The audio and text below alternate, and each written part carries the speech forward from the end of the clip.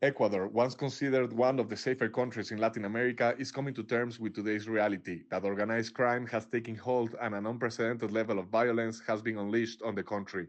President Daniel Noboa took office last November, vowing to restore public safety. He's completing the term of his predecessor Guillermo Lasso, who left office to avoid impeachment amid embezzlement accusations. During Lasso's 30 months as president, he issued more state of emergency security decrees than the previous 40 years combined.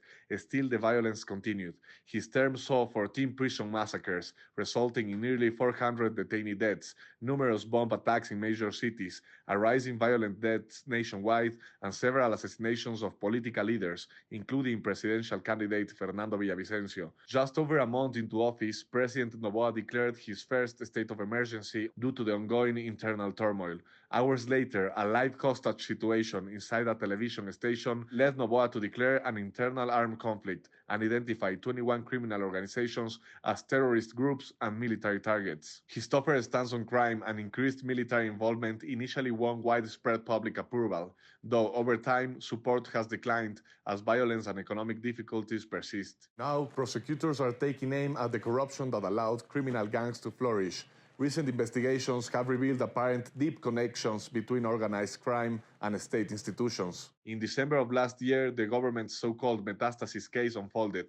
General State Prosecutor Diana Salazar charged 31 individuals with involvement in organized crime, among them highly regarded judges, judicial officers, police officials, and prominent defense lawyers. The prosecutor's office revealed evidence suggesting a former drug lord killed in prison had devised deals to pay off this type of officials to stay out of his way.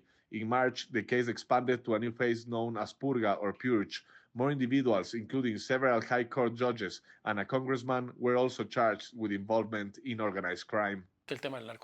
Drug trafficking has permeated three spaces, the first one being society, where criminals provide a quote-unquote job offer for 50,000 people, while the largest industry sector generates 17,000 jobs. It's almost 3 times more.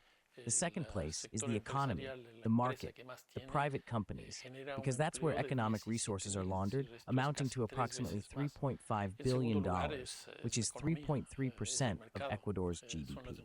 And in third place, undoubtedly, the state, the police, the armed forces, the judiciary, and almost all state institutions. With a 2025 presidential election on the horizon, the path to restoring peace in Ecuador is fraught with challenges and will require not only a robust security response, but also significant reforms to fight corruption, strengthen institutions, and provide economic opportunities for the country's youth.